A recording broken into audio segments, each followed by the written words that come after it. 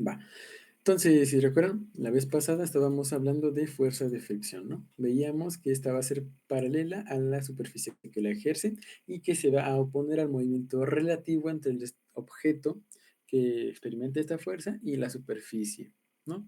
Por ejemplo, si tenemos un bloquecito que se mueve en el piso, vamos a tener que la fuerza de fricción va a ir en el sentido contrario de su movimiento, es decir, sentido contrario a su velocidad, y bueno, va a ser paralela a la superficie.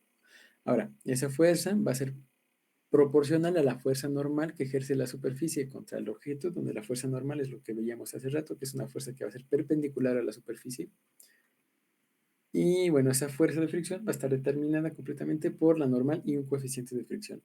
Ahora, tenemos dos fuerzas de fricción, que son como dos subtipos de las fuerzas de fricción. Esto se cumple en general y esto va a valerse en un caso, bueno, en dos casos específicos. Primero tenemos la fuerza de fricción estática, que se da cuando no hay movimiento relativo entre un objeto y la superficie en la que está ese objeto.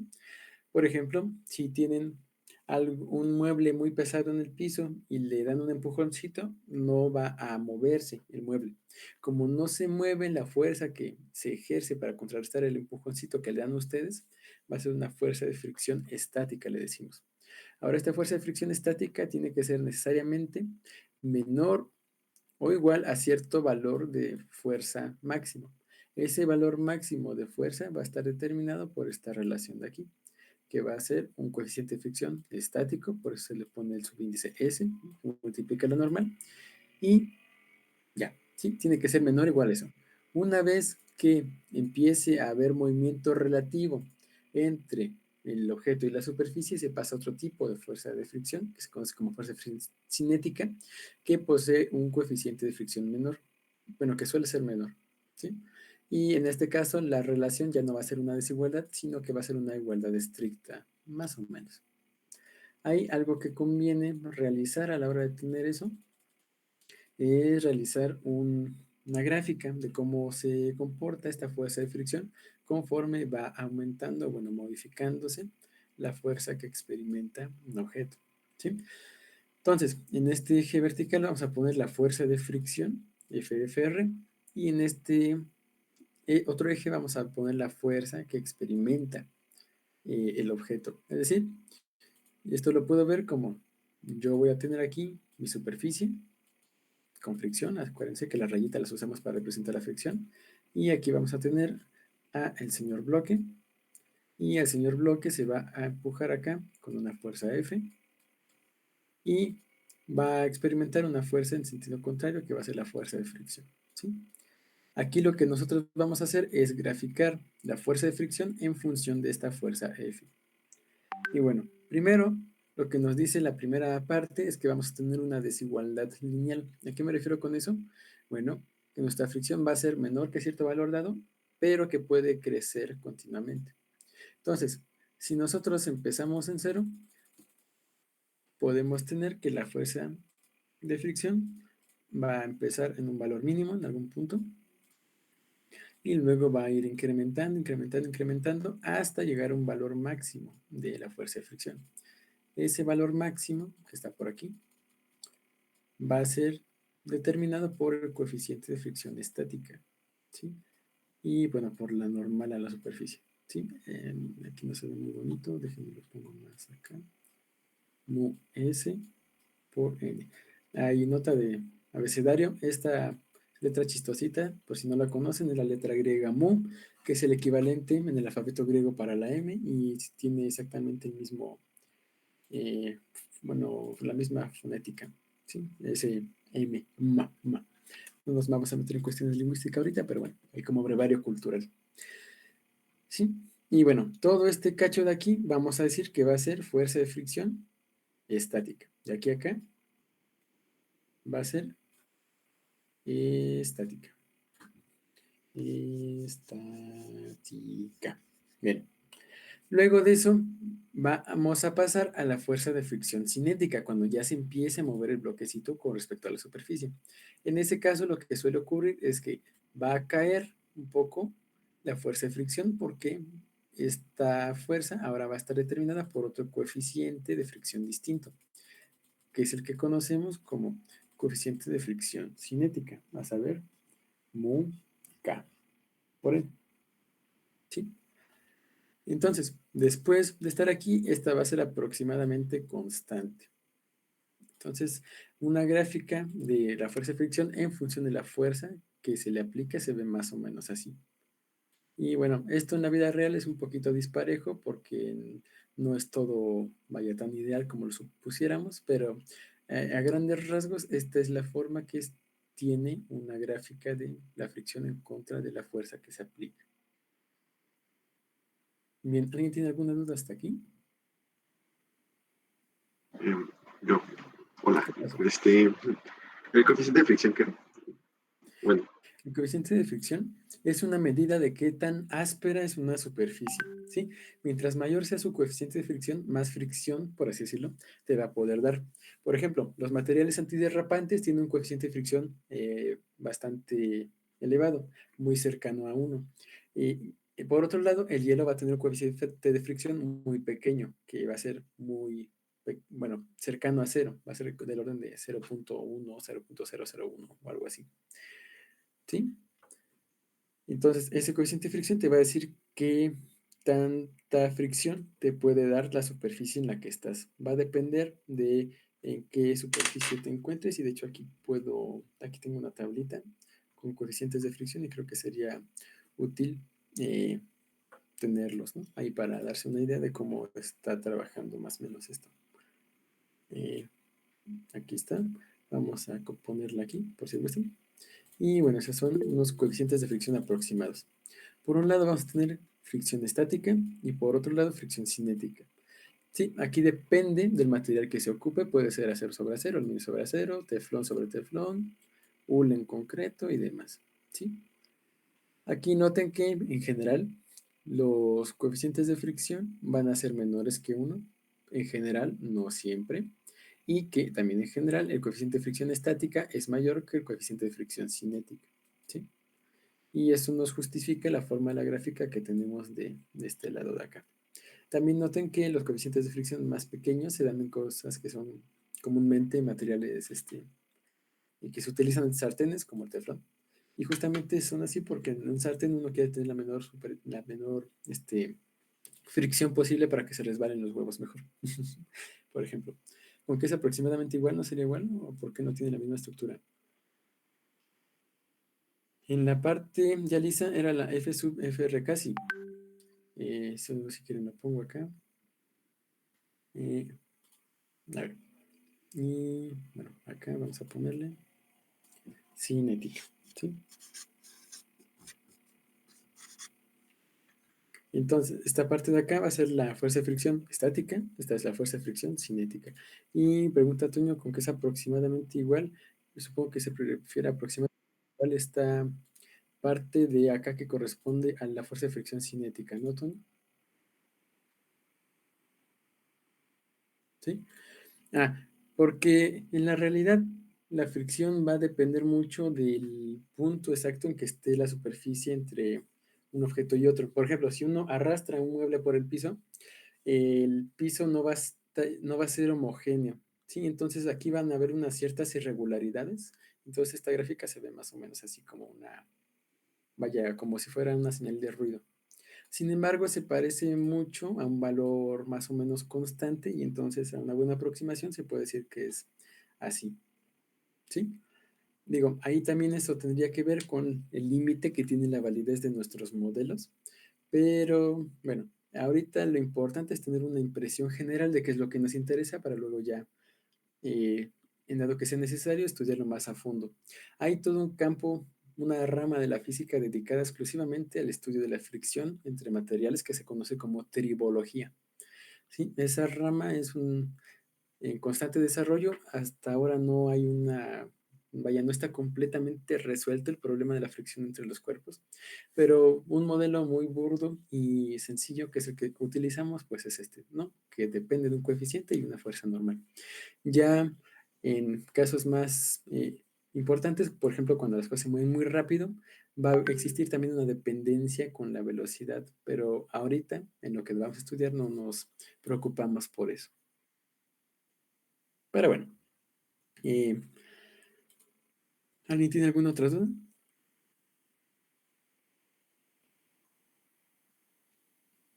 No. No, bueno. ¿Hay que aprenderse los coeficientes de fricción? No, no, no, no, no, no, no, para nada. Eso siempre, siempre, siempre los dan los problemas y casi nunca tienen un valor numérico. No, los... Cuando haya algún dato que sea conveniente saberse, se los haré saber, ¿sí? En este caso, no, ninguno de estos es importante sabérselo. Ahora está ahorita el único dato importante que sí o sí se tienen que saber es la aceleración de la gravedad, que vale 9.8 metros sobre segundo cuadrado. Ya luego nos encontraremos otras constantes fundamentales que conviene conocer más a fondo.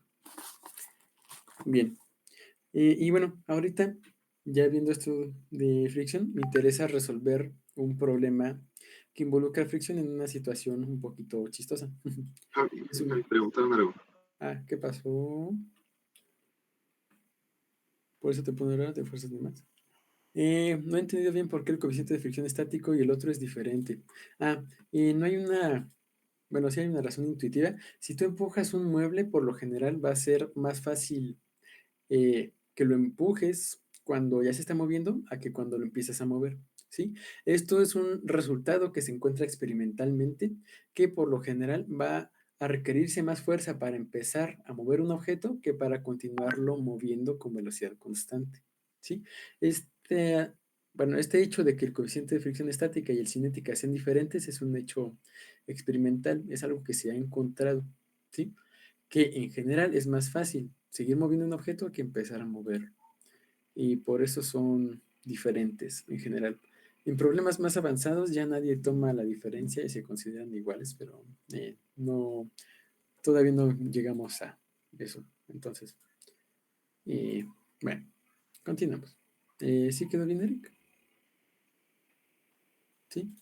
Bien, pero bueno, en general esto es un hecho experimental que ustedes pueden intentarlo si quieren después, pueden, no sé, intentar acomodar lo que tienen a su alrededor, hacer Feng Shui, y si mueven los muebles podrían intentar ver si alcanzan a percibir este efecto que les menciono. Pero bueno, entonces ahorita voy a intentar, bueno, vamos a intentar, vamos a resolver un problemita que si ustedes recuerdan, aquí teníamos a nuestro señor plano inclinado. Y aquí podemos tener a una persona o algo, ya para no poner otra persona, vamos a poner el ejemplo clásico que va a ser un bloque de masa m. Y este bloque se va a deslizar hacia abajo del plano, ¿sí? Como en otros problemas, el chiste de aquí es encontrar la aceleración que experimenta el bloque. Sin embargo, en este caso estamos hablando de fricción, entonces, bueno, lo lógico sería decir que el plano va a tener fricción. Y bueno, aquí la pregunta es, ¿cuál es la aceleración que experimenta el bloque al descender por el plano? Vamos a ponerlo tal cual. ¿Cuál, cuál dije? Es la aceleración que experimenta el bloque al descender por el plano. El coeficiente de fricción entre el plano y el bloque es mu. ¿Sí? Ahorita no nos vamos a preocupar por si es fricción estática o fricción cinética, nada más va a ser un coeficiente de fricción mu. Y bueno, eso es lo que generalmente se toma en problemas más avanzados. Pero bueno, entonces, ¿cómo se resuelve esto? Bueno, si ustedes recuerdan, lo que hacíamos cuando teníamos una situación así era, uno, identificar las fuerzas que actúan sobre el objeto que nos interesa, que en este caso va a ser el bloque, ¿no? Y luego a partir de eso sumarlas convenientemente para llegar a un resultado que podamos, eh, del que podamos despejar la aceleración a partir de la segunda ley de Newton. La pregunta tuya es un coeficiente por cada material o uno por el contacto entre dos materiales. Eh, un coeficiente por material, o sí, es entre dos materiales. Si ves la tableta de arriba, vamos a ver que En general, acero sobre acero tiene un coeficiente diferente a aluminio sobre acero. Y es que depende mucho de las características que tenga la fricción entre esos dos objetos, de cómo se relacionan entre sí. Y de hecho, este es un modelo muy burdo. Hay casos que se conocen, por ejemplo, como soldado en frío, en el que se puede tener que se peguen dos superficies del mismo material y que el modelo que tenemos ahorita de fricción se muera completamente, porque la fricción aumenta exponencialmente cuando se trata del mismo material con una pureza muy alta, porque por así decirlo se quedan pegados. Pero bueno, ahorita no podemos extendernos tanto en una discusión de ese estilo. Entonces, respuesta rápida, si es entre dos materiales. El aire tiene coeficiente de fricción. El aire es un fluido, no una superficie. Y bueno, el aire va a presentar un tipo de resistencia de otra índole. La resistencia del aire en general se puede modelar que depende de la velocidad de un cuerpo, bueno, que lleve un cuerpo en él y bueno, de un coeficiente extra, que depende de la aerodinámica que tenga un objeto. Por ejemplo, hay un meme muy famoso que es el de la aerodinámica de un nave. Esa aerodinámica le va a determinar un numerito a decir que tanto le afecta el aire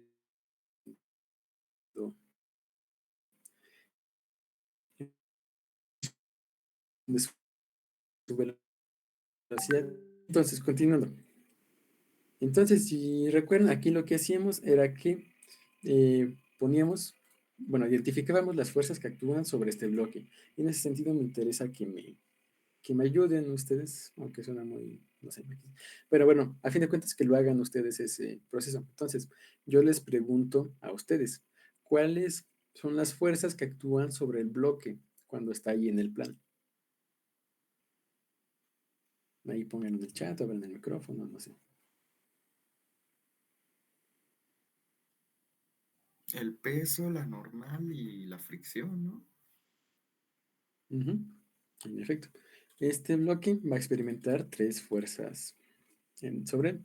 Por un lado va a estar el peso, que como ya decimos va a ir hacia abajo, y el peso va a ser mg, ¿no? Hacia abajo. Luego, por otro lado, va a experimentar una fuerza de fricción que va a ir para la superficie, que va a ir para acá. Fricción. Y por último, vamos a tener la normal bueno, que experimenta, ¿no? Que va a ser perpendicular a la superficie, normal. Y esa normal va a ser un ángulo de 90 grados con la superficie porque, bueno, es perpendicular, justamente como decíamos. Bien. Entonces, ya identificamos las fuerzas que actúan sobre el bloquecito. Ahora lo que nos hace falta es ponerlas en un diagrama de cuerpo libre para que sea más fácil trabajar con ellas, para que podamos sumar los vectores y conseguir la aceleración resultante.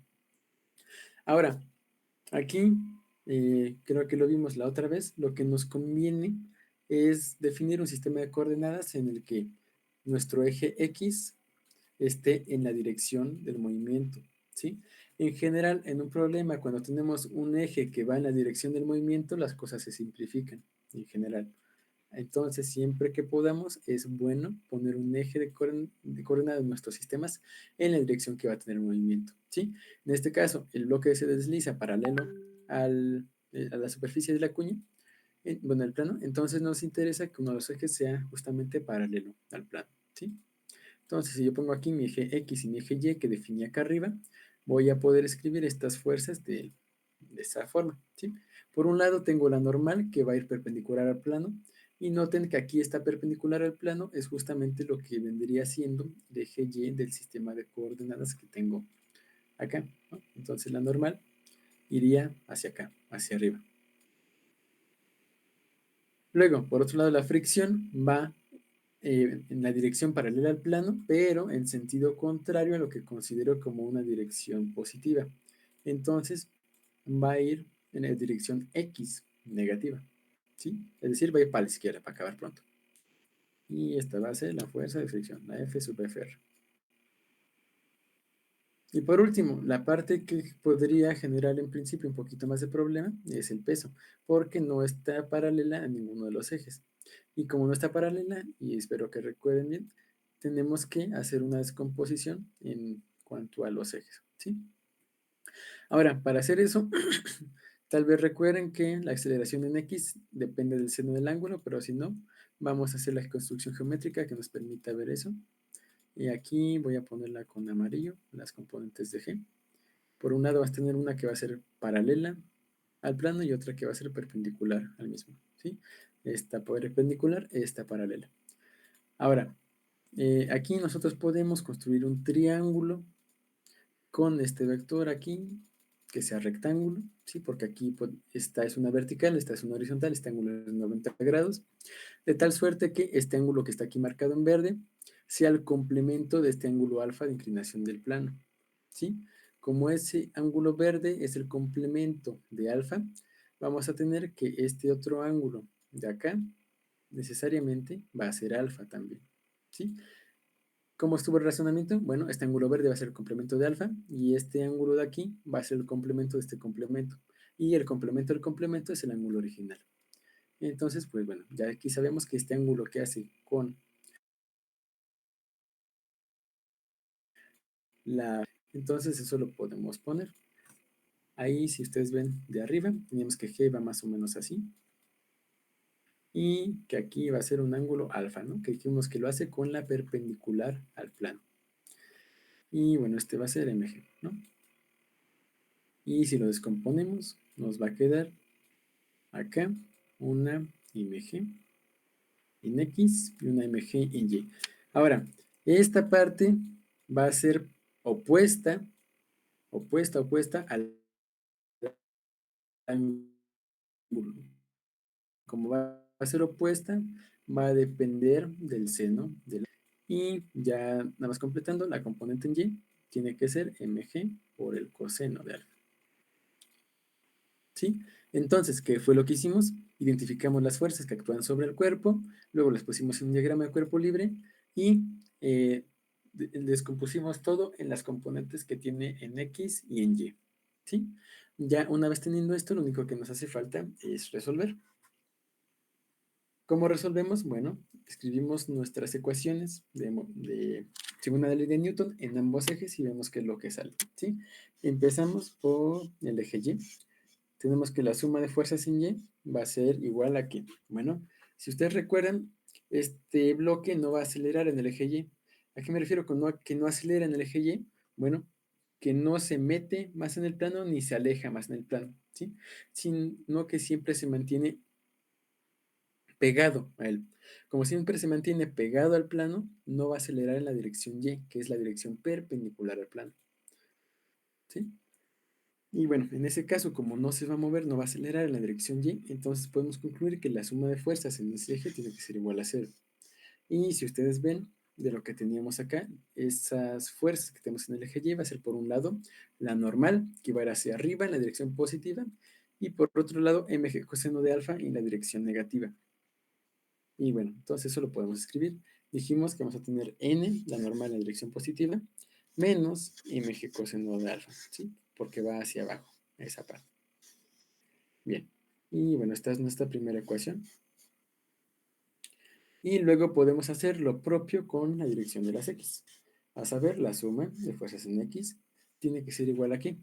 Bueno, nosotros estamos suponiendo que la aceleración se dirige a lo largo de este eje x, porque así lo definimos. Entonces, la suma de fuerzas en x tiene que ser igual a, por la segunda ley de Newton, a la masa del cuerpo por la aceleración que experimenta. ¿Sí?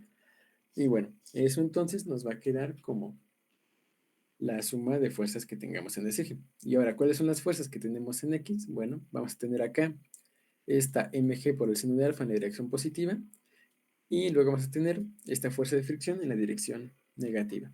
Entonces, del lado derecho, esa ecuación nos queda como mg por el seno de alfa, con un signo más, menos esta fuerza de fricción, porque va contrario al movimiento. Bien, ¿hasta aquí vamos bien? ¿Sí? Duda, en lo de la suma de fuerzas en X se debería poner como vector, A como vector o con unitario. Ahí estamos considerando nada más la magnitud, ¿sí? Nosotros suponemos que todo nuestro vector de aceleración va a estar en el eje X, entonces a la hora de trabajarlo nada más En un eje nos podemos olvidar de los componentes vectoriales y nada más trabajar con las magnitudes, por así decirlo, nada más que con los signos ahí apropiadamente dispuestos para que nos queden direcciones positivas y negativas. Sí, entonces ahí es un poquito de notación, pero en general, si se escribe así, no pasa nada. Sí, para no andar escribiendo tanto vector unitario, se puede escribir de esta forma y es completamente legal. Bueno, y luego nos pregunta David que si podría repetir cómo salió la ecuación 2. Sí. Ahora, yo sé que por la segunda ley de Newton, mi suma de fuerzas en X me va a determinar la masa por la aceleración que experimenta en X. Y la aceleración que este cuerpo va a experimentar en X es lo que yo estoy llamando como A, la aceleración del cuerpo a lo largo del plano. Entonces, eso es lo que escribo yo de este lado izquierdo. La suma de fuerzas en X va a ser la masa por la aceleración. ¿Sí? Y luego, ¿cuál va a ser la suma de fuerzas en X? Bueno, pues voy a tener dos componentes de fuerzas que actúan en el eje X. A saber, voy a tener la componente horizontal del peso, que va a ser mg por el seno de alfa, que va en la dirección X positiva. Y bueno, eso lo escribo acá, mg seno de alfa. Y luego en la dirección X negativa, que sería esta de acá, y esta de acá, voy a tener a la fricción. Como la fricción va en la dirección negativa, le pongo un signo menos. A saber, menos esta fuerza de fricción. De tal suerte que toda la ecuación me queda como que la suma de fuerzas en X va a ser la masa por la aceleración, que va a ser mg por seno de alfa menos la fuerza de fricción. ¿Sí, David? ¿Cómo se descompuso mg en los del eje X y el Y? Sí. Y bueno, si quieren lo podemos hacer un poquito más grande porque creo que ahí está muy sobrecargado el dibujo. Entonces acá vamos a hacerle aquí como que un paréntesis y vamos a hacerlo un poquito más desarrollado, ¿sí? Ahora, aquí vamos a tener esta situación, ¿no? Lo que voy a construir aquí es este triángulo, ¿sí? Y bueno, déjame lo pongo. Aquí entonces voy a tener un plano inclinado. Esta recta de aquí va a ser horizontal, eso es importante. Este es el ángulo de inclinación con respecto a la horizontal. Y yo voy a tener que en este triángulo, mi vector de gravedad, bueno, de peso, va a ir directamente hacia abajo, es decir, va a ser una vertical. Y ahí me va a estorbar, entonces lo pongo abajo. ¿Sí? Entonces, a mí lo que me interesa es calcular las componentes de este vector de gravedad que sean, por un lado, paralelos y por otro lado, perpendiculares al plano. Es decir, yo quiero descomponer este vector de tal manera que encuentre algo que se vea más o menos así. Déjame agarrar un lápiz más grueso. Más o menos así. Esta componente va a ir en dirección paralela al plano, entonces podemos ponerla como W en X, si me permites escribirlo como W de peso. Y luego vas a tener otra que va a ser perpendicular al mismo. Ahí me quedó medio cucho el dibujo, pero bueno. ¿Sí? Esta que va a ser W en Y, con nuestro sistema de coordenadas que ya teníamos establecido previamente, ¿no? Que era este de aquí. X, Y. Ahora, ya que tenemos este arreglo, lo que nos interesa es hacer la trigonometría necesaria para encontrarlo, ¿sí? Aquí si ves se va a formar un triángulo rectángulo del cual el peso va a ser la hipotenusa, entonces nos interesa encontrar las medidas de los catetos.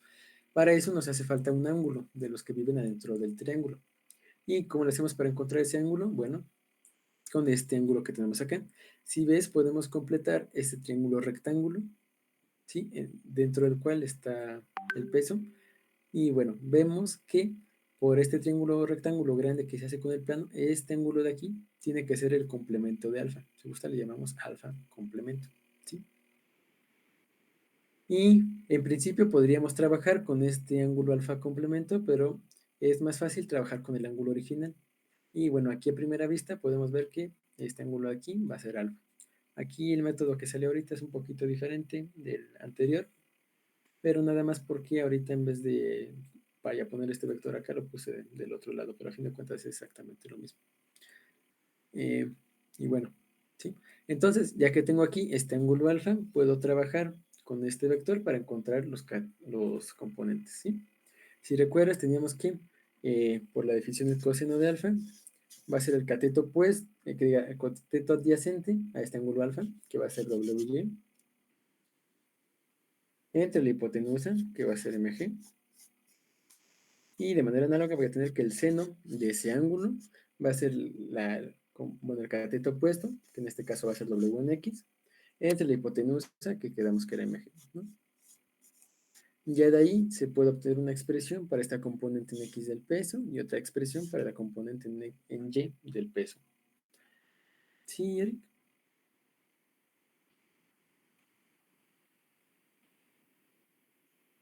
Sí, bueno. ¿Alguien otra pregunta? No, bueno. Entonces, prosigamos. Bien, entonces ya tenemos esas dos ecuaciones, ¿no? Y vamos a ver si podemos resolver este sistema. Bueno, primero tenemos una incógnita que sea la normal porque no nos la dan. Luego tenemos la aceleración, que es lo que queremos calcular. Y por último tenemos la fuerza de fricción. Entonces, si cuentan, tenemos una, dos, tres incógnitas, por lo que nos hace falta una ecuación para poder resolver el problema. ¿A alguien se le ocurre qué ecuación tendríamos que utilizar para resolver el problema?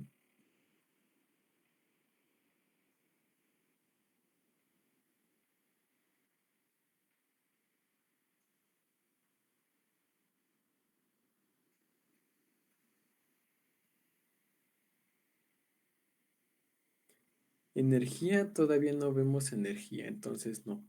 Eh, Eso es para más adelante. De las ecuaciones que conocemos, ¿cuál es la que nos hace falta? Que nos permita relacionar las incógnitas que tenemos para tener la suma de las fuerzas totales. La ecuación que tenemos aquí bueno, estas dos ecuaciones, suma de fuerzas en X y suma de fuerzas en Y, es equivalente a tener otra ecuación que nos dé las fuerzas totales. Entonces no nos ayudaría a escribir otra para eso.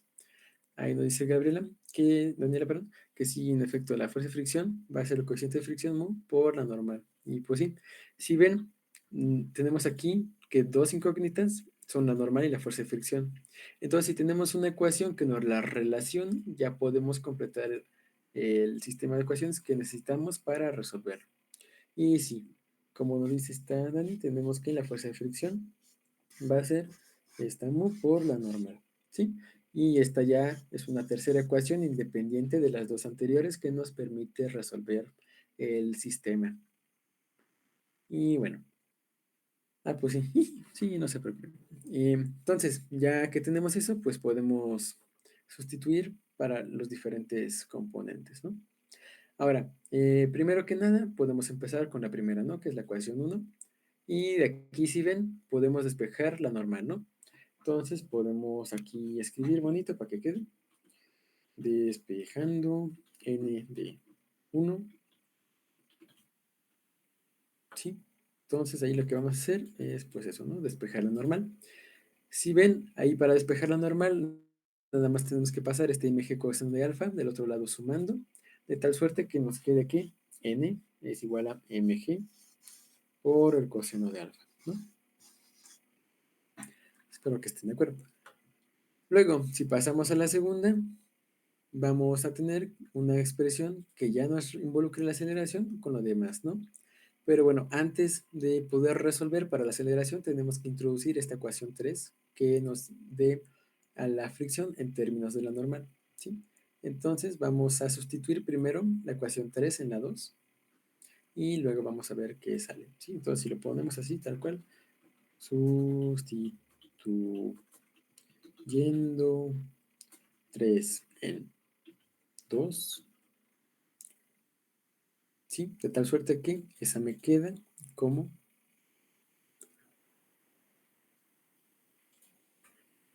MA es igual a mg por el seno del ángulo menos F de fricción, pero F de fricción quedamos que era mu veces la normal, ¿no? Y ya tenemos una expresión para la normal y entonces pues ya nada más la sustituimos también, ¿sí? Entonces nos queda como mg por el seno de alfa menos mu veces esta expresión que teníamos acá arriba para la normal, que es mg por el coseno de alfa, ¿sí? Entonces lo escribimos tal cual, mu por mg coseno de alfa. Ahí está. Y bueno, si desarrollamos allá el álgebra, esto nos va a quedar como mg por el seno de alfa menos mu por mg coseno de alfa.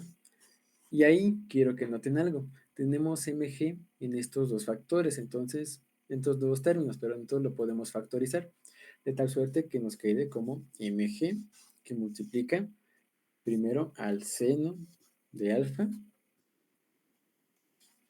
menos a mu veces el coseno de alfa.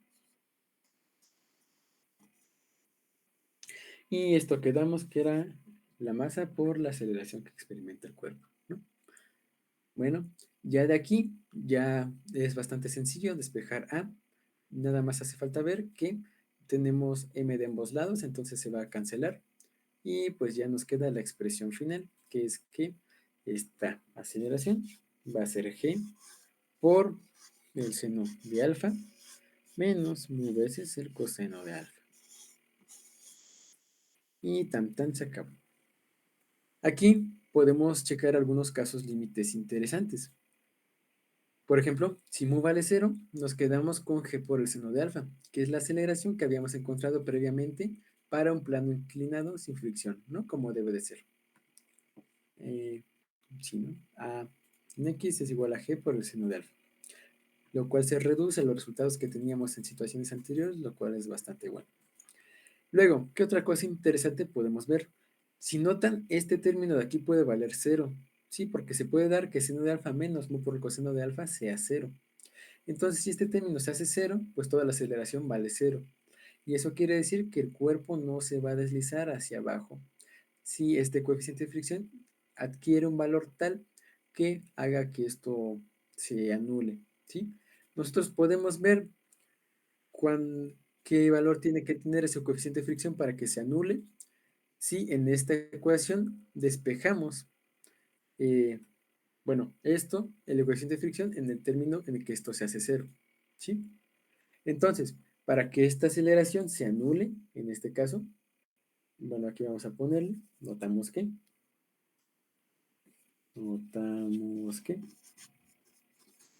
A es igual a 0, sí, y esto ya lo pongo del otro lado porque ya no me ocupo acá.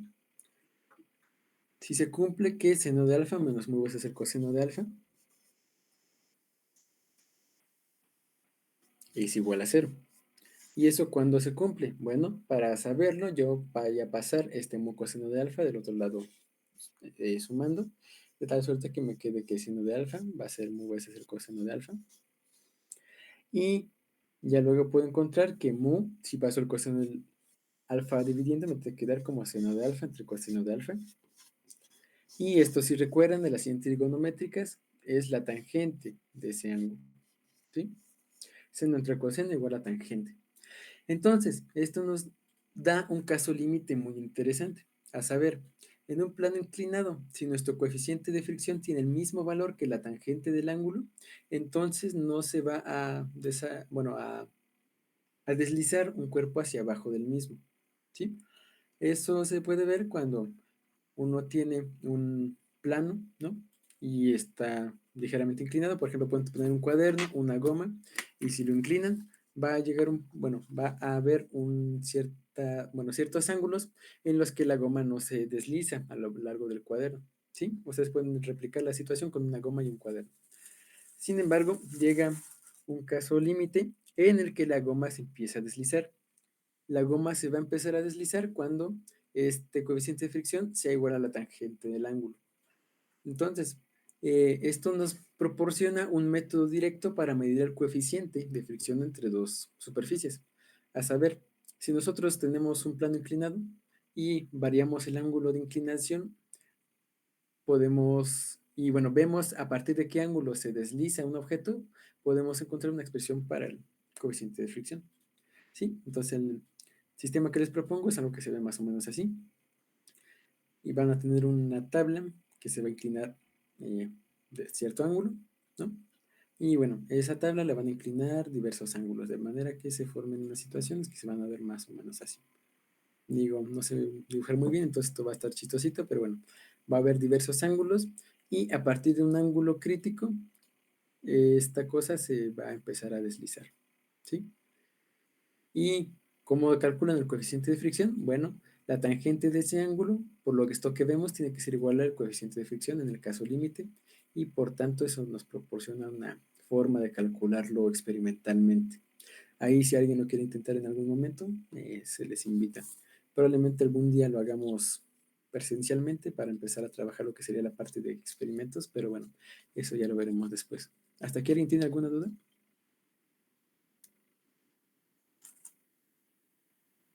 No, todo bien. Vamos bien. ¿Y los demás?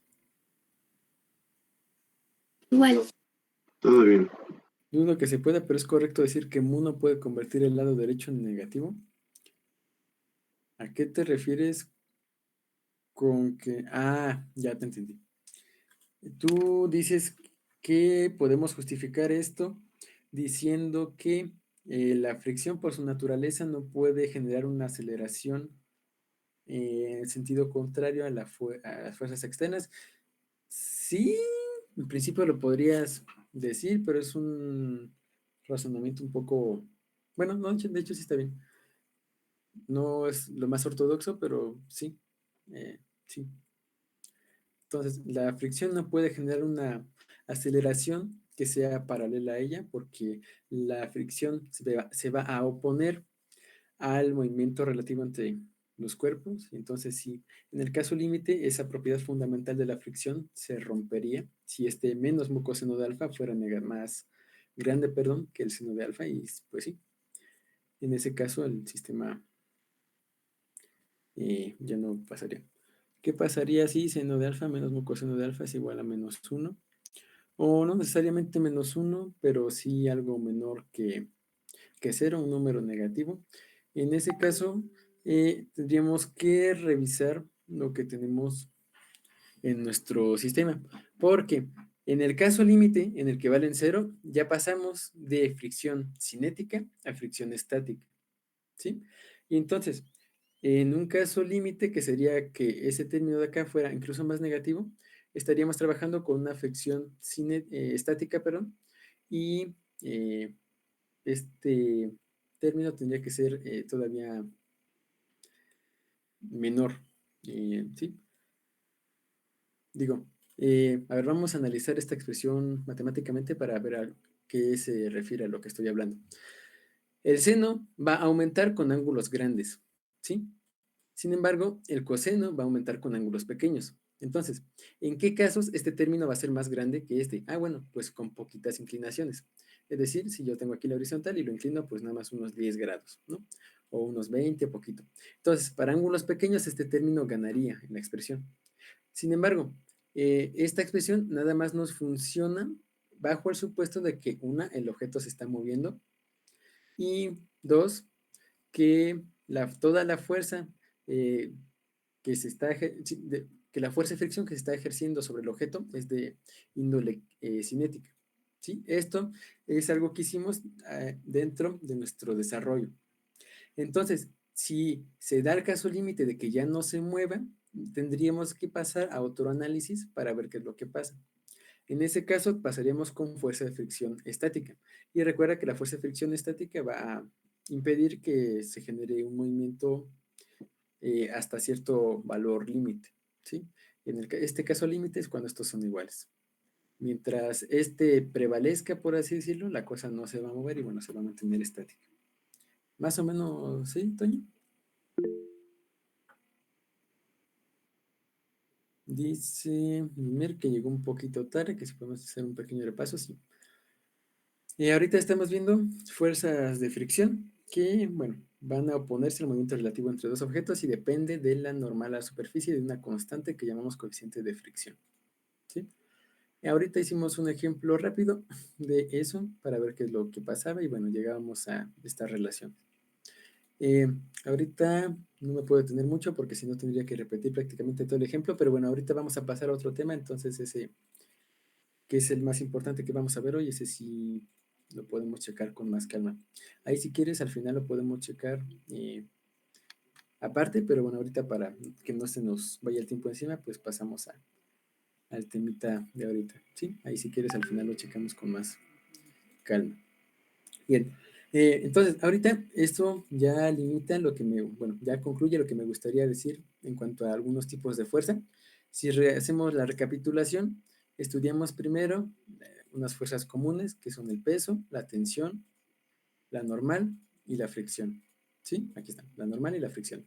Ahora, vamos a ver cómo podemos aplicar esas fuerzas, combinaciones de ellas o, bueno, sí, en general, para analizar varias situaciones. Particularmente, ahorita vamos a entrar en uno de mis temas favoritos de la mecánica, que son las cosas que tienen que ver con movimientos circulares, con movimientos rotacionales, con giros, vaya. Ahorita no vamos a poder meternos fuertemente en lo que sería la mecánica rotacional, pero sí podemos empezar a estudiar lo que es la dinámica del movimiento circular. ¿Sí? Es decir, nosotros vamos a necesitar una fuerza que nos proporcione una aceleración centrípeta, si recuerdan, de tal suerte que una partícula pueda seguir un movimiento en una trayectoria curva. Porque si recuerdan, siempre que una partícula se mueva en una trayectoria curva o una trayectoria circular, que es lo mismo, necesitamos una aceleración centrípeta que haga que cambie el sentido, que diga la dirección de la velocidad. ¿Sí?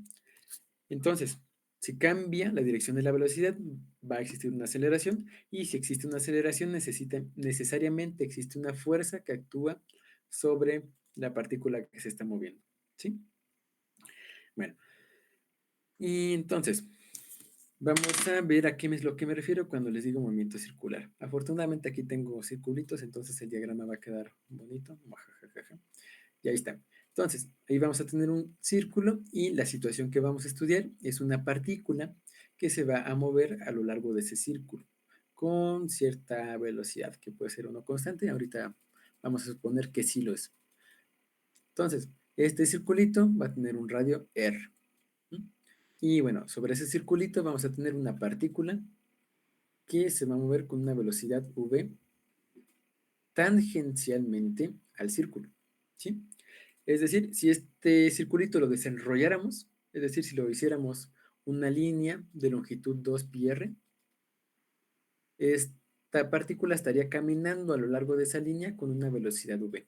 ¿Sí? Eso es lo que nos dice esta velocidad tangencial, que va a recorrer esta circunferencia a una tasa v. Ahora, siempre que tengamos una situación de este estilo, es decir, que algo esté moviéndose circularmente, vamos a necesitar que haya una aceleración que se dirija hacia el centro del círculo, que haga que cambie la dirección de la velocidad constantemente. Esta aceleración que va a hacer que cambie la dirección de la velocidad y que siga una trayectoria curva es lo que solemos conocer como aceleración radial o aceleración centrípeta. Ahí espero que lo recuerden de cuando se checó movimiento circular. Y ahora, la parte que nos concierne a la hora de hablar de dinámica, es decir, de fuerzas, es bueno, cómo podemos relacionar las fuerzas que actúan sobre el objeto con esta aceleración que experimenta, ¿sí? Y bueno, si ustedes recuerdan, por la segunda ley de Newton, la fuerza neta que actúa sobre un objeto va a ser su masa por su aceleración radial. Entonces, vamos a perdón, necesitar que la suma de fuerzas en la dirección radial apunte hacia adentro y que esa suma de fuerzas nos determine la aceleración de esta partícula, ¿no? Y bueno, esta partícula tiene masa m, creo que sobra decirlo, pero bueno. Entonces, ¿qué es lo que podemos llegar? Vamos a tener que esa suma de fuerzas va a ser la fuerza centrípeta que decimos, ¿sí? Ahora, aquí vamos a definir esta cantidad que es la fuerza centrípeta. Va a ser la resultante de las fuerzas radiales que actúan sobre un objeto, ¿sí? Entonces, esta fuerza centrípeta va a ser la suma de las fuerzas en la dirección radial, es decir, a lo largo de esta dirección, que nos van a permitir que un objeto se mueva en una trayectoria circular. Bien. Ahora, la fuerza centrípeta es la resultante de las demás fuerzas, no es una fuerza sobre sí. La fuerza centrípeta no actúa directamente sobre un objeto, sino que es el resultado de todas las demás fuerzas que actúan sobre él, ¿sí? Ahí eso es una distinción que es importante tener en cuenta porque luego se suscita complicaciones. Bien, y esta aceleración, que esta fuerza radial, esta suma de las fuerzas radiales, me va a determinar, bueno, por la segunda ley de Newton, la aceleración radial, ¿sí? Entonces, esta suma de fuerzas radiales, esta fuerza centrípeta, por la segunda ley de Newton, tiene que ser igual a la masa por la aceleración en la dirección radial. Esa aceleración radial es la aceleración centrípeta, o bueno, sí, como veíamos antes. Y si recuerdan, la aceleración radial o la aceleración centrípeta la podíamos relacionar con la velocidad que lleva una partícula a partir de una fórmula que se ve así, ¿no?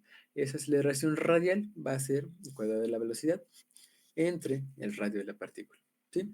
¿Qué quiere decir esto intuitivamente? Que, bueno, de hecho, esto déjenme lo escribo acá, tal cual, m por v cuadrada entre R. Ahí está. ¿Qué quiere decir esto? Que mientras más rápido se mueva algo en una trayectoria circular, más fuerza vamos a necesitar aplicarle para que continúe con su trayectoria. Por otro lado, mientras más grande sea el radio de esa trayectoria, es decir, mientras menos pronunciada sea la curva sobre la que se mueve, la fuerza que va a requerir para moverse en esa trayectoria va a ser menor, ¿sí? Va a ser inversamente proporcional al tamaño de la curvatura de la trayectoria, al radio de la trayectoria. Y bueno, por último va a ser proporcional a la masa. No es más difícil hacer que una bola de boliche se mueva en círculo que una pelota de ping pong. ¿Hasta aquí vamos bien? Sí, bueno, hay cualquier cosa, me dice, ¿no? Bien, y entonces, ya que tenemos eh, vaya, estos conceptos puestos, me interesaría empezar a aplicarlos, o al menos a intentar aplicarlos, ¿sí?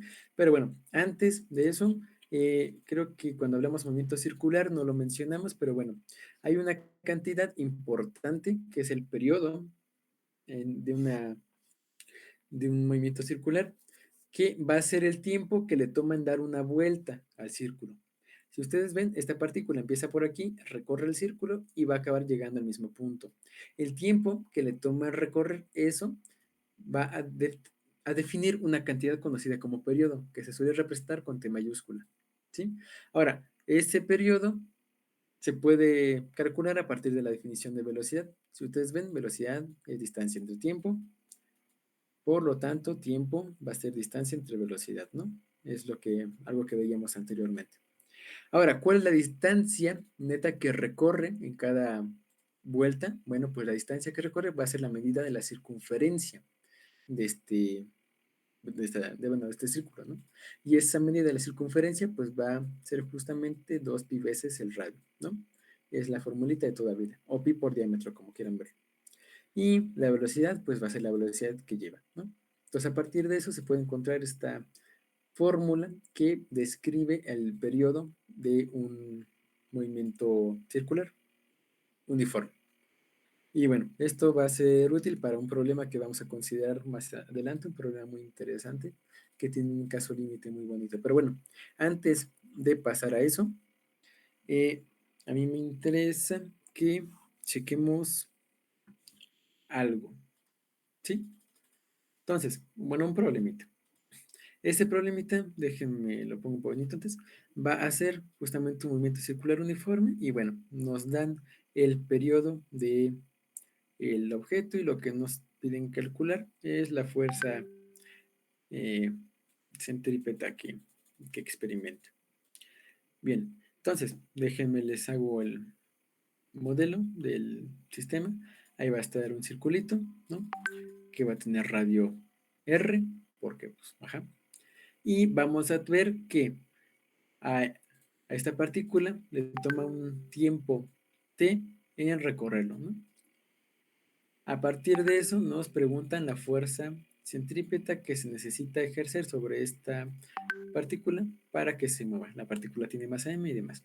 Si gustan verlo de alguna forma, esta situación podría ser una piedra que ustedes amarran con una cuerda y ponen a darle vueltas. Ustedes calculan el tiempo que le toma en dar una vuelta y a partir de eso pueden encontrar una expresión para la fuerza que tienen que ejercer ustedes para que se mueva, ¿sí? Entonces, este va a ser un tiempo t que le toma y bueno, déjenme les escribo el problema. A una piedra de masa m le toma un tiempo t bueno, dar una vuelta en la circunferencia, ¿no? En la circunferencia. ¿Cuál es la fuerza que se tiene que aplicar sobre la piedra para que se dé este movimiento? Y bueno, ahí está medio chistosita la redacción, pero bueno, se entiende lo esencial. Se da el tiempo y lo que se busca encontrar es la magnitud de la fuerza. Bien, entonces este problema les toca hacerlo a ustedes, ¿sí? Y bueno, ahí vemos qué es lo que sale. Bien, ahí inténtenlo, vamos a dar unos 15 minutitos para que lo intenten. Ah, David pregunta, ¿cuáles son las fuerzas radiales? O sea, ¿cuáles son esas fuerzas que sumadas dan como resultado la fuerza centrípeta? Depende del problema. En el caso de que tengan una piedra amarrada a una cuerda, la fuerza que va a actuar sobre la piedra para que se mueva va a ser la tensión de la cuerda. En otro caso, por ejemplo, la Tierra gira alrededor del Sol. Para que gire alrededor del Sol tiene que haber una fuerza centrípeta que haga que mantenga un movimiento aproximadamente circular. Esa fuerza que va a hacer que mantenga ese movimiento aproximadamente circular va a ser la fuerza de atracción gravitacional entre el Sol y la Tierra, ¿sí? Otro ejemplo, un carro que da una vuelta en una marometa, por ejemplo, una montaña rusa, que si ves puede dar una vuelta sin caerse. Esa vuelta, para que se dé esa vuelta, tiene que haber una aceleración centrípeta. Y en este caso, la aceleración centrípeta está proporcionada en una combinación por la normal que experimenta contra las vías de la pista y el peso de la montaña rusa, ¿sí? Entonces ahí depende mucho de la situación que se esté considerando en cada momento. Pero por eso decimos que la fuerza centrípeta va a ser la suma de las fuerzas radiales. Entonces yo puedo tener un montón de fuerzas que actúen, pero nada más me van a interesar las componentes radiales de esas fuerzas para calcular la fuerza centrípeta. ¿Sí, David? Digo, creo que lo leí un poquito tarde, pero pues ajá. Va, entonces nos vemos a las 8:20 para revisar el problema, ¿sí? Ahí encuentren una expresión para la fuerza que se tenga que aplicar.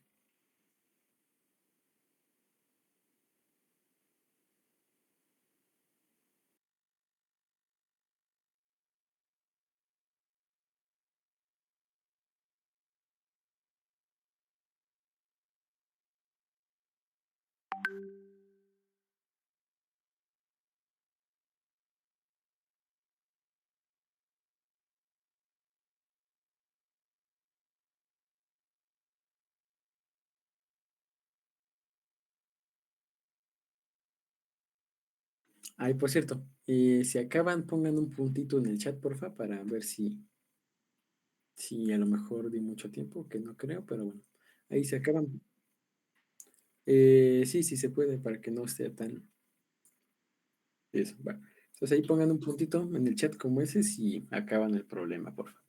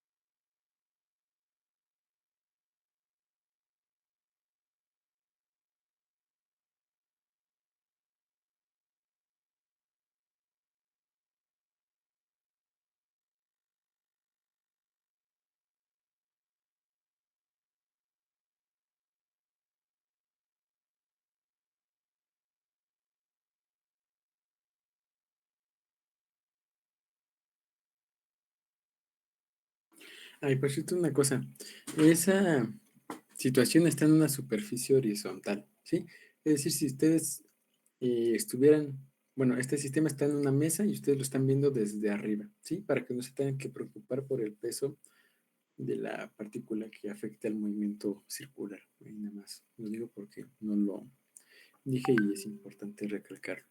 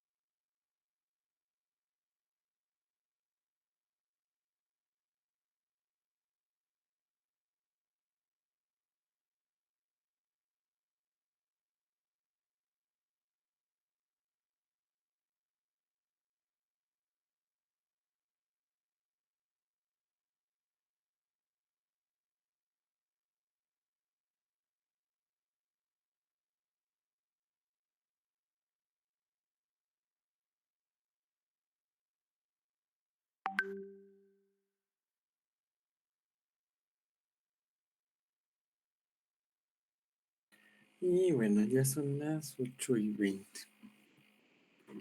Ahí dicen que tienen teorías conspirativas acerca de lo que salió, pero bueno, antes de resolverlo, ¿alguien tiene alguna duda concreta sobre el problema?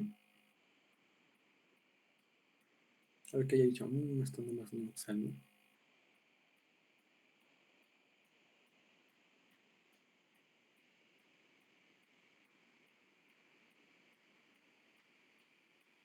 No, bueno, entonces prosigamos. Una disculpa si se escucha el ventilador de la computadora, no hay nada que pueda hacer.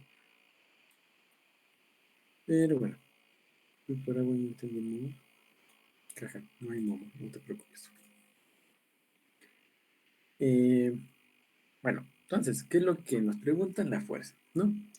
¿Qué es lo que sabemos? Bueno, por lo que habíamos dicho, la suma de fuerzas en dirección radial, es decir, la fuerza centrípeta, tiene que determinar esta masa por la aceleración radial, ¿no? Ahora, ¿cuál va a ser esta suma de fuerzas radiales que van a actuar sobre la pelotita? Nosotros no sabemos, pero sabemos que esta fuerza neta va a ser la que se tiene que aplicar sobre la pelota por otro u otros cuerpos, ¿sí? Esa fuerza externa va a ser la que tenemos eh, que encontrar, ¿sí? Entonces, este lado de la ecuación es el que queremos encontrar y el que tenemos herramientas para encontrar es el lado derecho, ¿sí? Ahora, ¿cuál tiene que ser esa expresión? Bueno, ahora, nosotros sabemos que podemos escribir la aceleración radial como v cuadrada entre r, donde v va a ser la velocidad con la que se mueve la partícula, pero aquí tenemos la particularidad de que no conocemos cuánto vale la velocidad de la partícula directamente, conocemos el periodo. Entonces tenemos que llegar a una expresión que relacione a la velocidad con el periodo y, bueno, datos que conozcamos. Ahora, esta expresión de acá abajo cumple justamente esas características. Y bueno, entonces a partir de eso podemos despejar una expresión para la velocidad y a partir de eso calcular esa fuerza, ¿sí? Ahora, de la expresión de abajo sabíamos que el periodo es 2pi por r entre la velocidad que lleva, de forma que la velocidad sea 2pi r veces entre el periodo, ¿no? Y bueno, luego de eso ya nada más hace falta sustituir, de tal forma que esta fuerza neta, esta fuerza radial, esta fuerza centrípeta, tiene que estar determinada por, bueno, esta fuerza que se tiene que ejercer sobre la pelota en la dirección radial, tiene que ser, pues, esta F, vamos a ponerle nada más para ahorrar notación, por V cuadrada, pero V cuadrada es toda esta cosa, entonces vamos a poner aquí 2πr entre T al cuadrada entre R, ¿sí? Y ya desarrollando, eso nos va a quedar como M por 2pi al cuadrada, va a ser 4pi cuadrada, luego R cuadrada, y abajo R por T al cuadrado, ¿no? Y aquí vemos que esta R de abajo cancela el cuadrado de arriba, de tal suerte que la expresión nos queda como 4pi m r entre t cuadrado. Y bueno, esta es esta fuerza que tiene que ejercerse sobre la pelota para que se pueda producir este movimiento. Bien, ¿alguien tiene alguna duda sobre esto? ¿Sí le entendieron de dónde salió?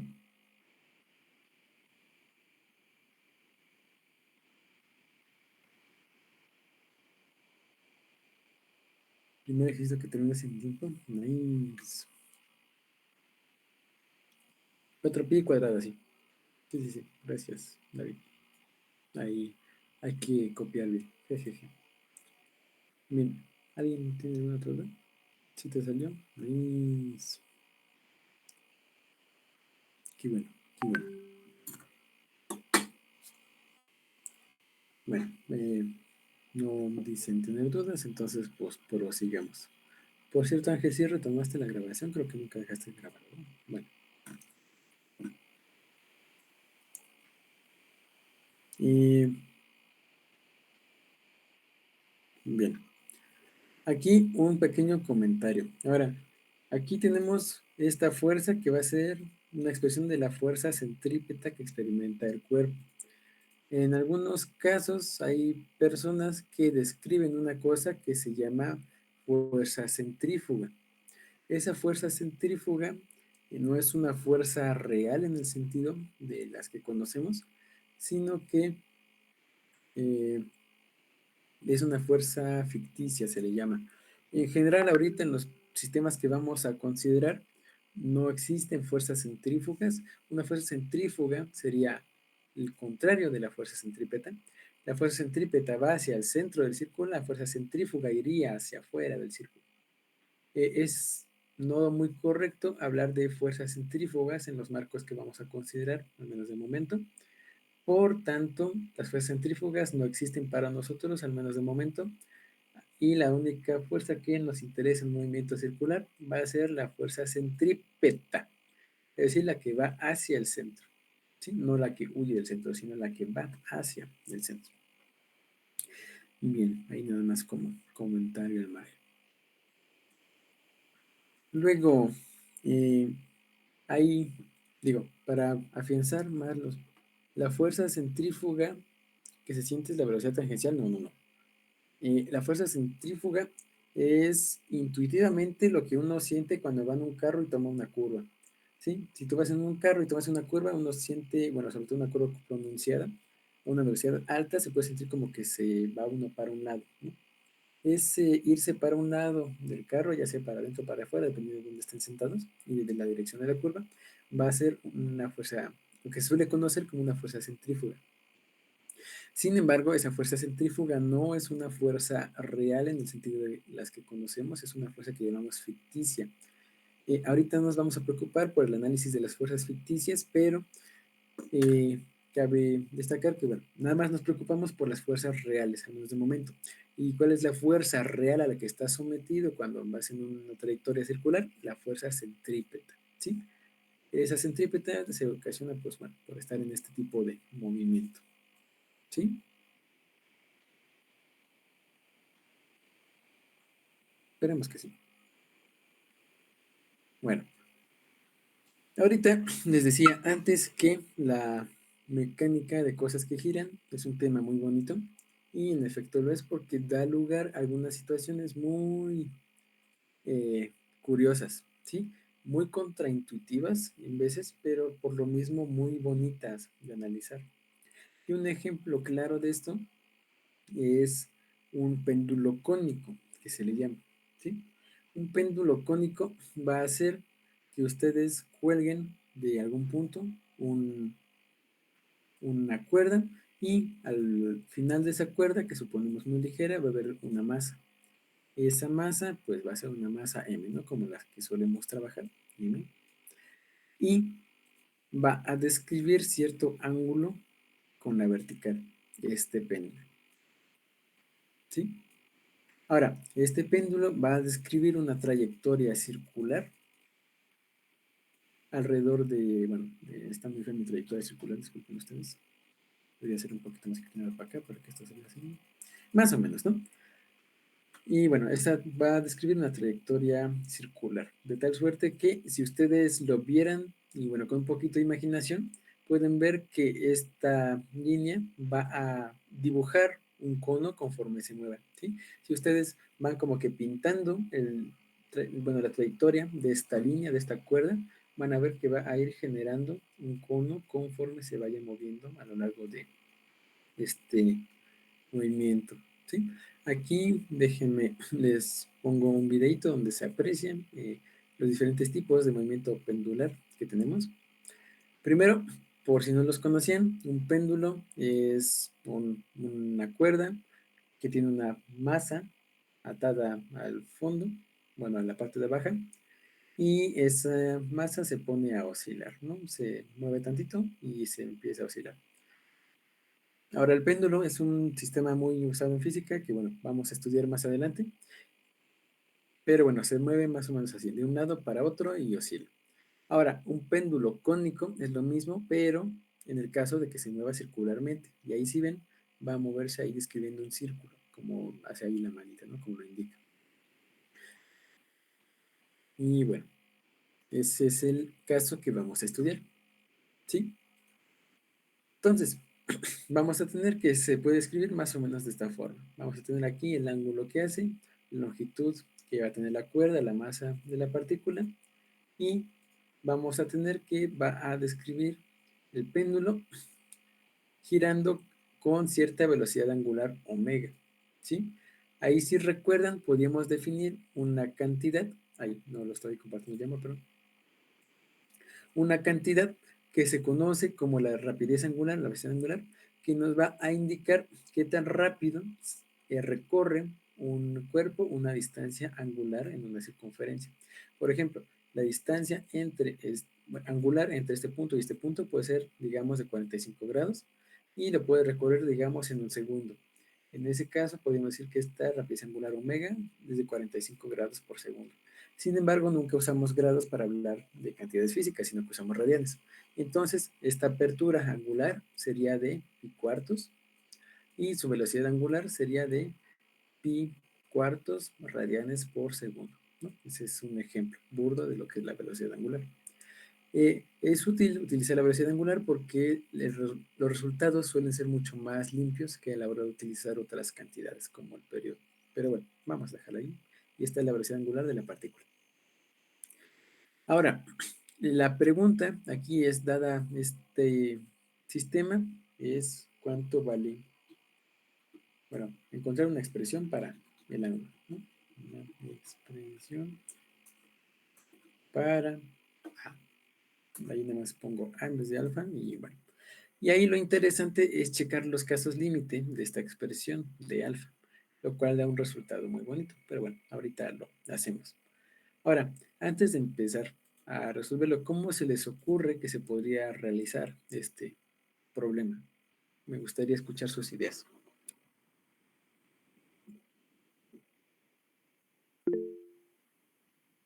¿Dónde estaba A?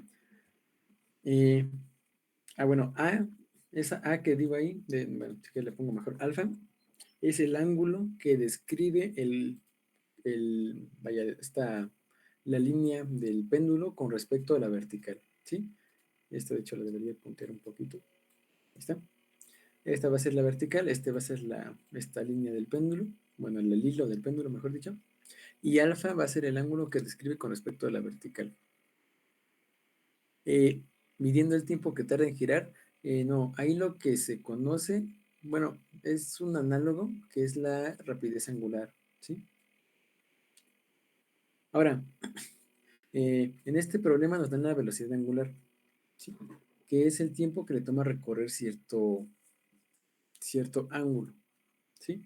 Si recuerdan, podríamos ver que omega se puede ver como cierto ángulo entre cierto tiempo, ¿no? Así intuitivamente. Ahora, suponemos que el movimiento circular es uniforme, entonces esta velocidad angular va a ser constante.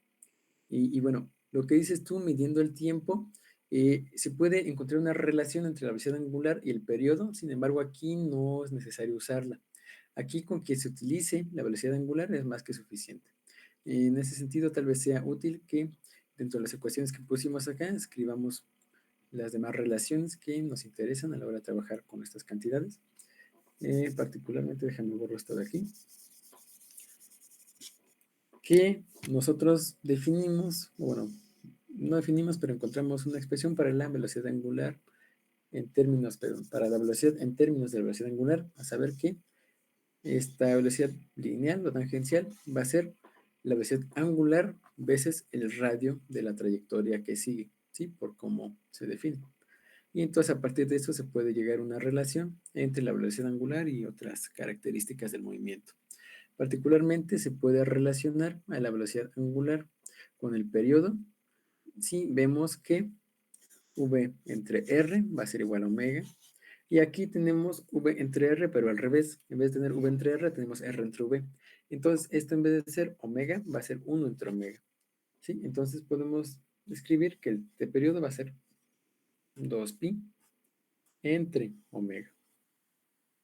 Entonces, con respecto a lo que decías, Eric, una forma experimental de calcular omega sería encontrar el periodo, así calculando el tiempo que le toma en darle ese recorrido y luego usar esta forma. Ahora, en esta situación ya tenemos conocida la omega que sigue el péndulo, es decir, este ya es un dato conocido, entonces lo único que nos hace falta es encontrar una expresión para el ángulo en términos de esta longitud de la masa de este, que no aparece, pero bueno, de la velocidad angular omega y bueno, de la aceleración de la gravedad, porque tiene que, a ver, sacar el tiempo, con eso sacar el radio y hacer teorema de Pitágoras. Y el tiempo no hace falta sacarlo como tal, aunque sí puede llegar a una expresión que, bueno, a la expresión que vimos ahorita. Sin embargo, no hace falta. En general, las expresiones de movimiento circular van a quedar más concisas, más limpias al utilizar esta omega en vez del periodo, ¿sí? Con eso sacar el radio. Aquí el radio, bueno, ya te entendí. Sí, sí. Eh, Creo, bueno, espero haberte entendido bien. Vas más o menos por algo coherente, pero ahí lo tendrías que concretar para ver qué sale. Y ese teorema de Pitágoras, hay más que Pitágoras, sería trigonometría por cómo está el sistema. Ya te da un ángulo, entonces ahí sí es más sencillo, pero pues sí, más o menos. ¿Alguien más? ¿Alguna otra idea? Aquí no hay preguntas, que ya no hay respuestas malas. Esa L es altura, no. L es la distancia que hay entre el punto este que está medio remarcado y la masa, ¿sí? L es esta distancia de aquí. Aquí si gustan lo marco, como le harían los arquitectos. Bueno, medio feo. Ay, estuvo muy feo. Y de aquí para acá. Vaya, L es esta distancia de aquí para acá, que es la longitud del hilo del péndulo, ¿vale? Si esa fuera una cuerda, sería la longitud de la cuerda. Y bueno, aquí vamos a trabajarlo, a ver qué es lo que nos sale, ¿sí? Ahora, aquí tenemos una expresión, por un lado, para la aceleración radial y otro para la velocidad en términos de omega, ¿sí? Entonces, a partir de esas dos podemos encontrar una expresión para la aceleración en términos de omega. Pero bueno, antes de eso, vamos a ver qué fuerzas actúan sobre nuestra particulita, ¿sí? Es decir, primero que nada, vamos a hacer nuestro análisis de fuerzas sobre esta partícula. Vamos a meterla en una caja imaginaria y vamos a ver qué fuerzas salen de ella, ¿sí? Entonces, si ponemos por acá a la masa m, vamos a tener que por abajo va a tener su peso, como espero que estemos de acuerdo, mg, y luego para acá va a estar jalada por la cuerda, ¿sí? Entonces acá va a haber una tensión.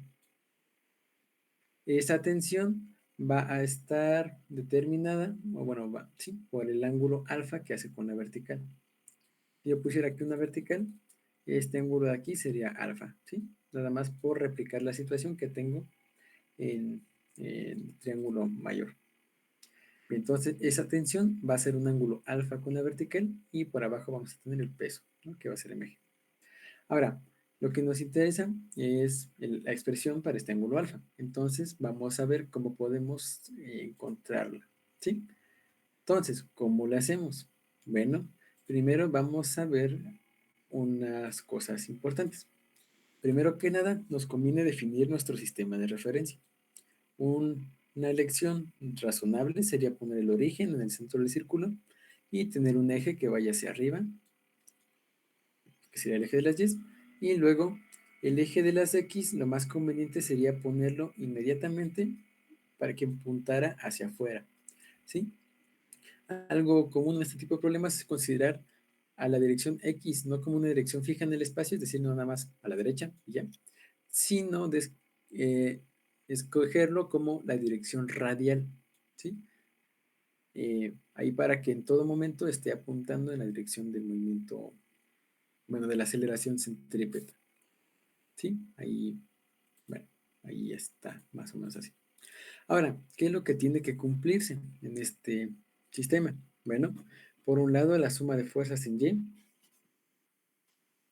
tiene que ser igual a cero, porque suponemos que el péndulo no acelera verticalmente, es decir, que no sube ni baja, sino que se mantiene aquí y describe esta trayectoria circular horizontalmente.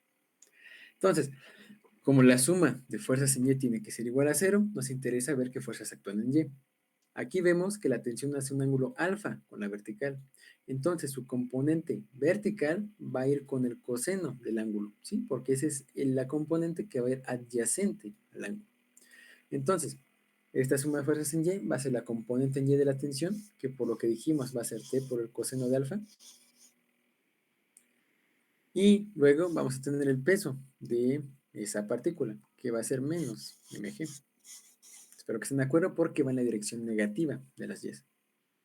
Y bueno, esa sería nuestra primera ecuación. Y luego, por otro lado, vamos a tener la suma de las fuerzas en el eje X. Ahora, por cómo estamos definiendo el eje X, ese eje X va a ser la dirección radial.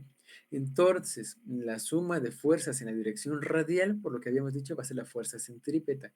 Y esa fuerza centrípeta va a ser, bueno, va a determinar la aceleración centrípeta, ¿sí? Es decir, que va a ser m por v cuadrada entre r, ¿sí? Para cierta v que calcularemos luego. Y ahora, ¿cuál van a ser las fuerzas que actúan en esta dirección horizontal? Si notan, aquí la única fuerza que actúa horizontalmente va a ser la componente horizontal de la tensión. Ahora, la horizontal va a ser opuesta al ángulo alfa. Entonces, la componente horizontal de la tensión va a ir con el seno del ángulo alfa. Entonces, si eso lo escribimos, nos queda como la componente de ese ángulo va a ser la tensión T por el seno de alfa, ¿sí? Y esta va a ser nuestra ecuación 2. Y a partir de aquí podemos ver si llegamos a una expresión que nos permita resolver el problema. Por un lado, nos hace falta una expresión para V y por otro lado nos hace falta una expresión para T. Aquí tenemos dos incógnitas, tenemos dos ecuaciones, entonces jala. Bueno, y también tenemos que nos hace falta una expresión para el ángulo alfa. Entonces vamos a tener aquí tres incógnitas. Una, bueno, no el coseno, sino el ángulo alfa. 1, 2, 3. Y entonces tenemos que hacer uso de otra ecuación para poder resolver el problema. ¿Te representa tensión? Sí. Entonces, ¿a alguien se le ocurre qué otra ecuación nos hace falta para poder resolver el problema? Sabiendo cuáles son los datos que tenemos, que son omega g L.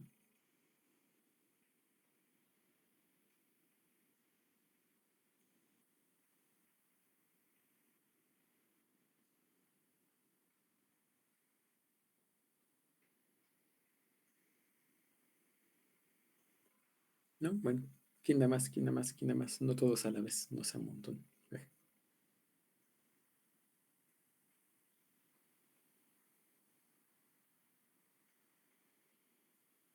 Déjame checar la punta. XD. Sí.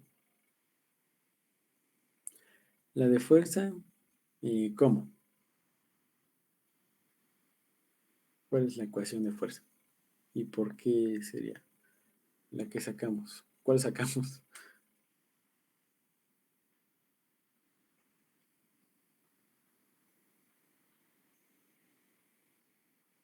Hay que ser un poquito más concisos a la hora de decirlo.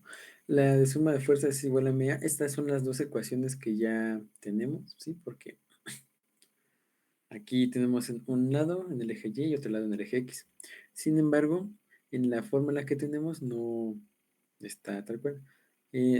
Daniela nos dice que la que involucra el periodo con la velocidad, y eso en principio podría ayudar. Sin embargo, tampoco conocemos el periodo del movimiento. Lo que conocemos va a ser la velocidad angular. Entonces, nos interesaría obtener una ecuación que nos permitiera relacionar esta velocidad angular que conocemos y que es dato del problema con las fórmulas que conocemos de lo demás. T es igual a 2 pi entre omega. Y si de lo que dice Daniela, podríamos utilizar primero la ecuación de T es igual a 2 pi entre V y luego la de T es igual a 2 pi entre omega para obtener una expresión para V en términos de omega. Sí, sin embargo, es más sencillo que utilicemos esta formulita que está acá, que es V es igual a omega por R, que nos permite relacionar directamente a eh, ¿cómo se dice? La velocidad de la partícula con la rapidez angular de la misma y el radio de la trayectoria, ¿sí?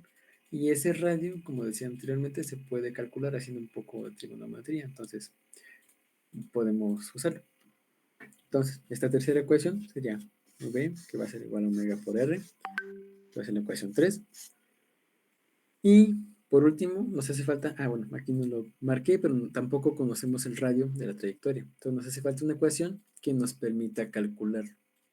Ahora, a partir de este sistema, ¿a alguien se le ocurre ver una expresión que nos relacione el radio de la trayectoria con las variables del problema?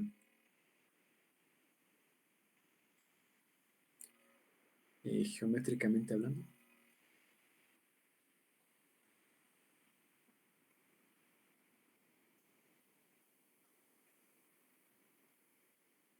Dos pi r entre omega. Eso, ese 2 pi r entre omega sería radio por el periodo y eso está curiosito. No, en este caso no. ¿Y qué pasó, Dani? Bueno, es que me tuve que ir, pero ahí puede ser seno del ángulo, ¿no? Y ya te incluye ese X, que por lo que veo es el radio, y no sé si se conozca ahí la hipotenusa. La hipotenusa sí justamente es la longitud de la cuerda y bueno, como dice Dani, ahí con el seno del ángulo se puede calcular. Bueno, aquí se ve que se va a formar este triángulo rectángulo con con el hilo del péndulo que va de aquí a acá, que va a medir L, con esta distancia vertical de aquí a acá y, lo más importante, con el radio de la trayectoria que suponemos horizontal. Y luego, a partir de un poquito de trigonometría, se puede ver que este radio va a ir con el seno del ángulo, de tal suerte que este radio va a ser L por el seno de alfa. ¿Sí? Y eso ya nos da la cuarta ecuación que ocupábamos para resolver nuestro problema, ¿sí? Entonces aquí tenemos la primera, la suma de fuerzas en Y, la suma de fuerzas en X, una expresión entre la velocidad lineal y el angular, y por otro lado una expresión para el radio a partir de la geometría del sistema. Bien, ya con eso podemos despejar lo que nos interesa, que es el ángulo alfa. ¿Cómo lo hacemos? Bueno, la primera parte que podemos calcular es empezando por el principio, ¿no? Podemos despejar la tensión de la ecuación 1 y ver qué sale. Ahora, si despejamos la tensión de la ecuación 1, ahorita ya no le pongo ese despejando para acabar pronto, vamos a tener que t por el coseno de alfa va a ser igual a mg. Si yo paso mg de este lado sumando, de tal suerte que me queda que t va a ser igual a mg sobre el coseno de alfa. Luego, esa expresión la puedo sustituir en la ecuación de abajo, ¿sí? Que es mb cuadrado entre r va a ser igual a t por el seno de alfa, pero t es mg entre el coseno de alfa, y luego eso lo multiplicamos por el seno de alfa, ¿no? Para que se cumpla la expresión que tenemos acá arriba. Ahora, aquí notamos algo. Primero, las m se cancelan, y este seno entre coseno nos va a dar una tangente, ¿sí? Entonces vamos a tener que v cuadrada entre r va a ser igual a g por la tangente del ángulo. Bien, luego, ¿qué nos hace falta? Una expresión para v y una expresión para r. Ahora, ¿qué expresión teníamos para v? Bueno, que v va a ser omega r, ¿no? Entonces, en vez de poner v, vamos a poner omega r, y eso al cuadrado entre r va a ser igual a g por la tangente. Si lo seguimos desarrollando, nos va a quedar omega al cuadrado, pues omega cuadrada, r cuadrada, y eso entre r, ¿no? Que es lo que corresponde a este lado de acá. Ahora, de ahí, el radio de abajo se cancela con el cuadrado de arriba, de tal suerte que queda que g por la tangente del ángulo va a ser omega por r, que va a ser el radio de la trayectoria. Y aquí ya nada más el último paso, que es utilizar la expresión que tenemos para r en términos de L y bueno, del ángulo alfa. El ángulo es alfa, ¿verdad? No es teta, es alfa. Una disculpa ahí. Luego se me cuatrapean las letras para los ángulos, pero bueno. Entonces tenemos g tangente de alfa, y eso va a ser igual a omega por r, pero r quedamos que era L por el seno de alfa. Entonces eso lo escribimos, ¿sí? Y entonces aquí ya podemos encontrar una expresión para alfa, pero tenemos que simplificarla lo más posible. Aquí nos resultó contraproducente pasar de seno entre coseno a tangente, porque aquí se va a cancelar un seno. Quiero que lo vean. Si yo desarrollo esta tangente como seno de alfa entre coseno de alfa, me va a quedar omega por L por el seno de alfa. De tal suerte que se me cancele el seno de alfa de ambos lados de la ecuación. Y a partir de eso yo puedo encontrar una expresión para el coseno si paso el coseno de este lado multiplicando y a este omega L del otro lado dividiendo. De tal suerte que me quede que el coseno de alfa va a ser G entre omega L. ¿Sí? Que es esta expresión que tenemos por acá. Bien, ¿alguien tiene alguna duda de este problema?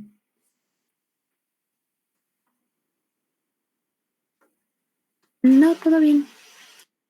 Ya. ¿Todo bien? Bueno.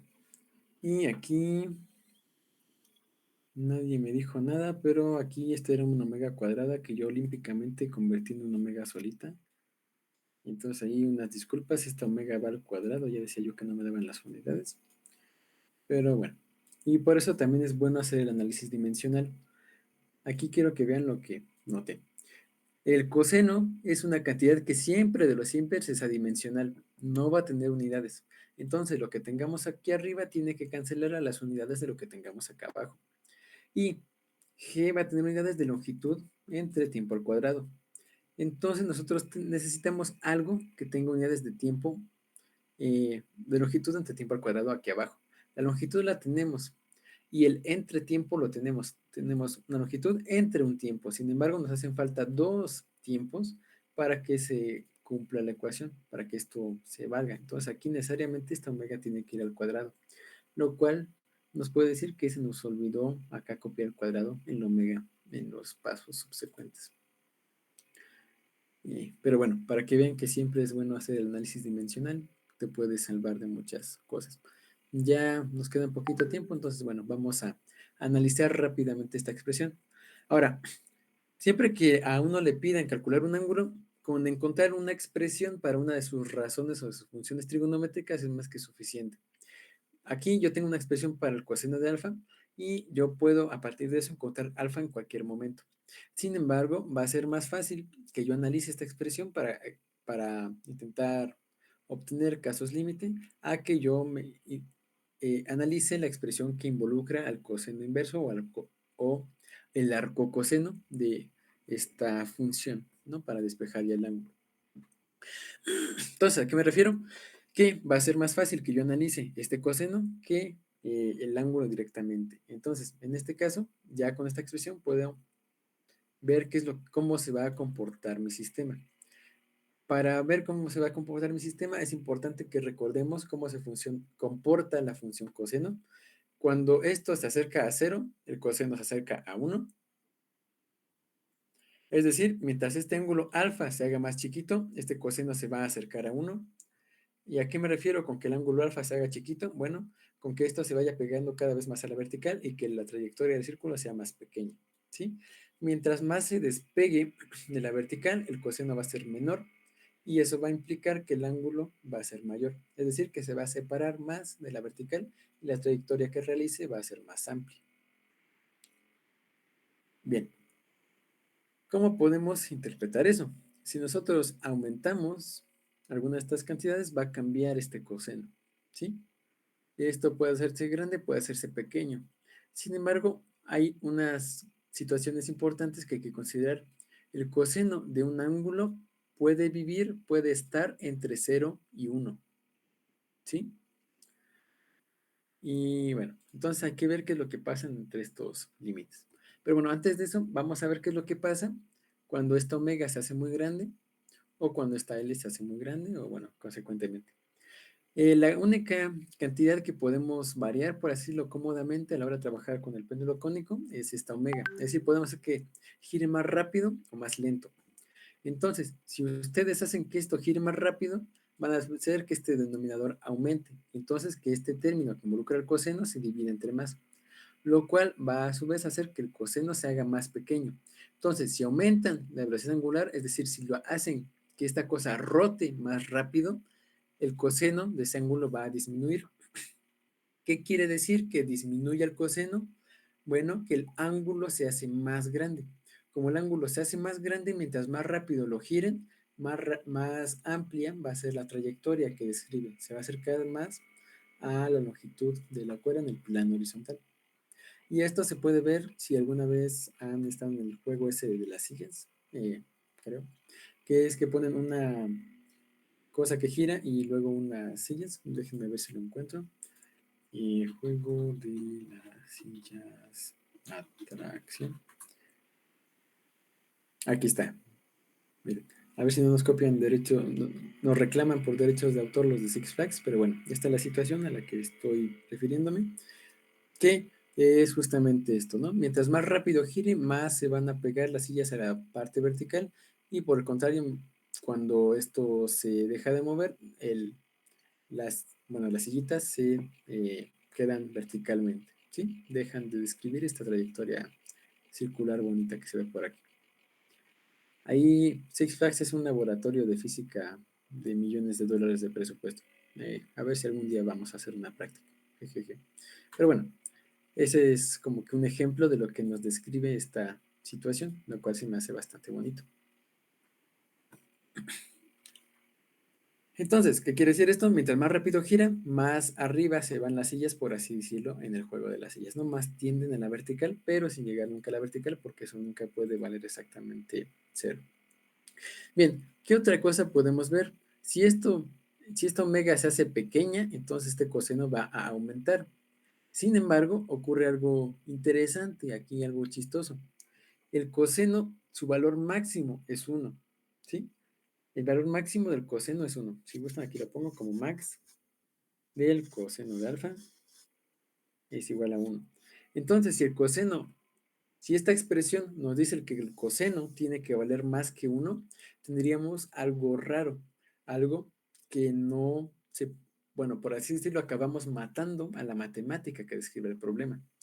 Y eso se puede dar, fíjense ustedes, si este omega cuadrada L es menor que G. ¿Sí? ¿A qué me refiero con eso? Bueno, si yo escribo esa desigualdad explícitamente, coseno de alfa, bueno, esta expresión, sí, bueno, coseno de alfa, que yo voy a suponer que va a ser mayor que 1, y eso que yo supongo mayor que 1 va a ser el lado derecho de la ecuación, que va a ser G entre omega cuadrada L. Ahora, si me quedo con el lado derecho de esta desigualdad, voy a tener que omega cuadrada L tiene que ser menor que G.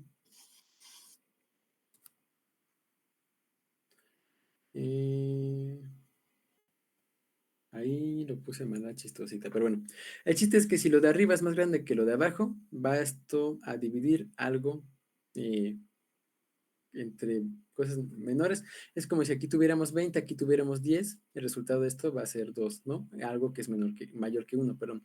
Si aquí tuviéramos 5 y aquí tuviéramos 2, nos va a resultar como 2.5, y eso también es mayor que 1. En general, si esto de aquí arriba es mayor que lo de acá abajo, este término completo va a ser mayor que 1, ¿sí? Entonces, si este omega cuadrada L es menor que esta G, entonces va a cumplirse que este coseno sea mayor que 1. Y en ese caso, ¿qué pasa? Se nos mueren las matemáticas, ya no se puede describir el sistema de manera adecuada, ¿sí? ¿Esto a qué caso corresponde? Bueno, al caso en que el péndulo ya no oscila suficientemente rápido como para describir una trayectoria circular. En ese caso, ustedes pueden llevar a cabo el experimento si amarran una bolita a una cuerda y la hacen que se mueve como péndulo. Después de un rato, cuando la fricción ralentice el movimiento lo suficiente de forma que esta omega, bueno, que este producto se vuelva menor que G, después de un rato eso se vuelve cierto porque con la fricción esto se hace más lento. Llega un punto en el que deja de comportarse como un péndulo cónico, es decir, deja de describir un movimiento circular y pasa a volverse un péndulo normal, ¿sí? A describir una trayectoria oscilatoria en una dimensión. Bueno, en una dirección, mejor dicho. Y bueno, eso es algo que les invito a investigar en algún momento.